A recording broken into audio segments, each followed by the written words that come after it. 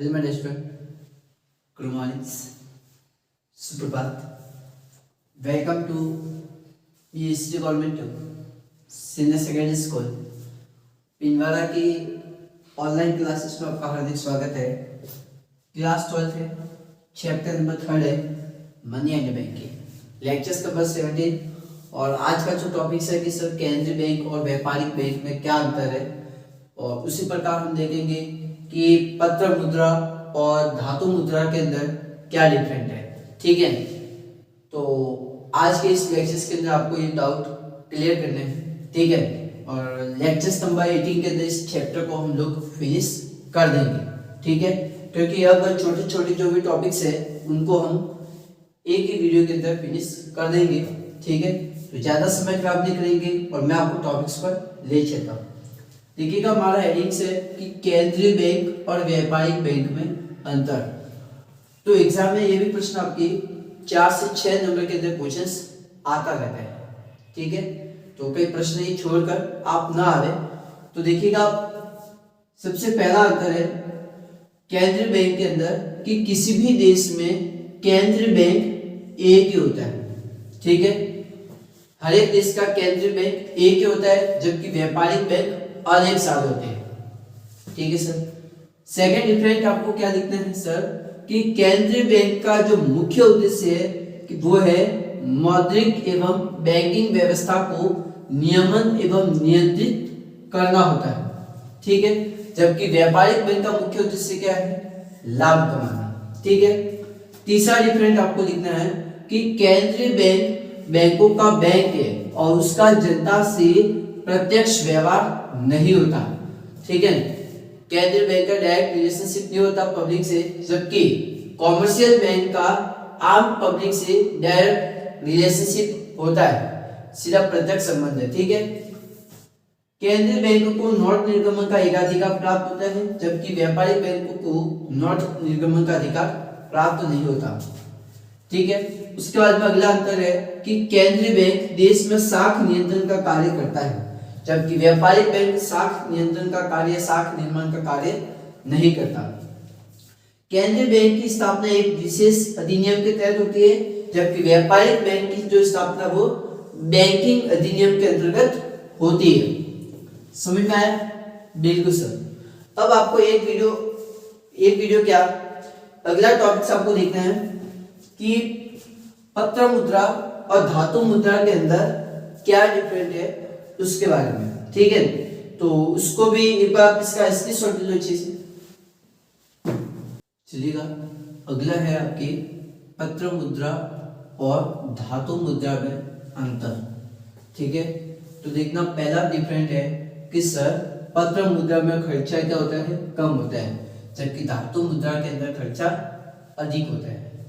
पत्र मुद्रा में कम स्थान गिरती है, जबकि धातु मुद्रा अधिक स्थान गिरती है। ठीक है, उसके बाद में तीसरा डिफरेंट है आपकी कि इसका कोई आंतरिक मूल्य नहीं होता। ठीक है, पत्र मुद्रा के अंदर किसी भी प्रकार का इंटरनल वैल्यू नहीं होता, जबकि इसमें होगा। चौथा है कि इसमें मुद्रास्फीति का भय बना रहता है, जबकि इसमें मुद्रास्फीति का कोई भय नहीं रहता। समझ में आया आपको? ठीक है। अब अगला डिफरेंट आपके कि सर मुद्रा तथा निकट मुद्रा में अंतर। निकट मुद्रा को समीप मुद्रा भी कह सकते हैं। अब देखना इसमें क्या डिफरेंट है। पहला डिफरेंट आपकी कि मुद्रा में 100% तरलता होती है और यह पूर्णतया तरल है।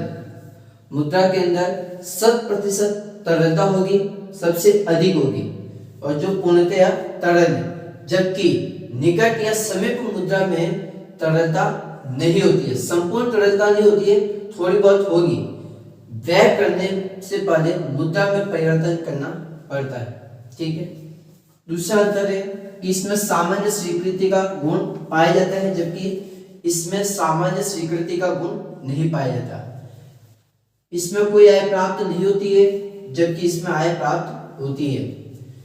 उसके बाद में चौथा डिफरेंट है कि मुद्रा में सिक्के है, पत्र मुद्रा तथा मांग जमा शामिल होती है, जबकि समीप मुद्रा के अंदर वित्तीय परिसंपत्तियों के रूप में शामिल होती है, जैसे कि सावधि जमा खाते, फिक्स डिपॉजिट अकाउंट है, या फिर विनिमय प्रपत्र है, या फिर बॉन्ड है, या फिर कोई अंश या ऋण पत्र है, ये सब किसमें जाते हैं आपके निकट मुद्रा के अंदर। अब आपको देखना है कि भाई सेविंग अकाउंट है, करंट अकाउंट के अंदर क्या डिफरेंट है, उसी प्रकार फिक्स डिपॉजिट के अंदर क्या डिफरेंट है, ठीक है। तो उसके बारे में भी हम लोग अच्छे से क्लियर कर देते हैं, ठीक है, क्योंकि आजकल जो लेक्चर्स है वो पूरा डिफरेंट वाले टॉपिक्स को ही क्लियर करवा दूंगा आपको, ठीक है। तो नोट कर दो इसको, चलिएगा। अगला डिफरेंट आपकी कि बचत खाता और चालू खाते में अंतर। अब सर बचत खाता और चालू खाते में क्या डिफरेंस है, तो ध्यान रखना, पहला अंतर है कि बचत खाते में जमा कराई गई राशि पर निश्चित दर से ब्याज मिलता है, जबकि चालू खाते में कोई ब्याज नहीं मिलता, ये आपको पता ही है, ठीक है सर। बचत खाते में जब भी आप राशि निकलवाते हैं तो उसमें कुछ प्रतिबंध होते हैं, जबकि इसमें किसी भी प्रकार का कोई प्रतिबंध नहीं होता। सेविंग अकाउंट के अंदर एक लिमिट होती है, उस लिमिट तक आप पैसे निकलवा सकते हैं, ठीक है, जबकि करंट अकाउंट के अंदर कोई लिमिट नहीं है।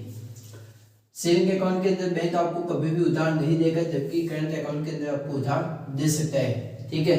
यानी कि सेविंग अकाउंट के अंदर ओवरड्राफ्ट की सुविधा नहीं होती है, जबकि इसमें ओवरड्राफ्ट की सुविधा होती है। उसके बाद मैं कहूंगा कि सेविंग अकाउंट का जो उद्देश्य होता है कि जनता में बचत को प्रोत्साहन देना, जबकि इसका उद्देश्य होता है कि व्यापारियों को लेन देन में सुविधा प्रदान करना, ठीक है, बिल्कुल सर। अब देखना कि सेविंग अकाउंट और एफडी के अंदर क्या डिफरेंट है, सेविंग अकाउंट और फिक्स डिपॉजिट में क्या डिफरेंट है।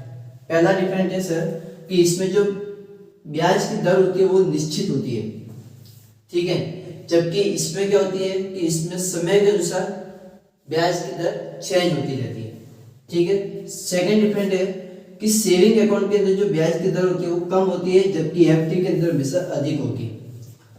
उसके बाद मैं कहूंगा कि सेविंग अकाउंट के अंदर जमा राशि पर कोई उधार नहीं मिलता, जबकि इसमें उधार मिलता है। इसके बाद में सेविंग अकाउंट के अंदर जब चाहे आप रुपए निकलवा सकते हैं, जबकि फिक्स डिपॉजिट के अंदर एक निश्चित समय अवधि के पश्चात ही उस खाते से आप रुपए निकलवा सकते हैं, ठीक है सर। अब एक डिफरेंट और देख लेना कि करंट अकाउंट और फिक्स डिपॉजिट के अंदर क्या डिफरेंट है। करंट अकाउंट और फिक्स डिपॉजिट के अंदर क्या डिफरेंट है उसको भी एक बार क्लियर कर देना, और उसके बाद में मैं लेक्चर वीडियो को यहीं पर स्टॉप कर रहा हूँ, ठीक है। एक बार इसका स्क्रीनशॉट ले लो। अगला है आपके चालू खाते और सावधि खाते में अंतर। चालू खाते और सावधि खाते में अंतर, तो पहला डिफरेंट है कि भाई करंट अकाउंट में कोई ब्याज नहीं मिलता है, जबकि इसमें अच्छा खासा ब्याज आपको मिलता है। करंट अकाउंट के अंदर कोई ब्याज नहीं मिलेगा, जबकि एफडी के अंदर काफी ज्यादा दर पर आपको ब्याज मिलता है, यानी कि इसमें अच्छे खाते आपको ब्याज मिल सकता है, ठीक है। दूसरा अंतर है कि इसमें आप कभी भी रुपए निकलवा सकते हैं, लेकिन इसमें केवल एक बार ही आप रुपए जमा करवा सकते हैं, ठीक है। उसके बाद में है तीसरा अंतर है कि भाई चालू खाते खुलवाने पर आपको चेकबुक या पासबुक वगैरह आपको मिलती है, जबकि सावधि जमा खाते के अंदर आपको एक रसीद मिलती है।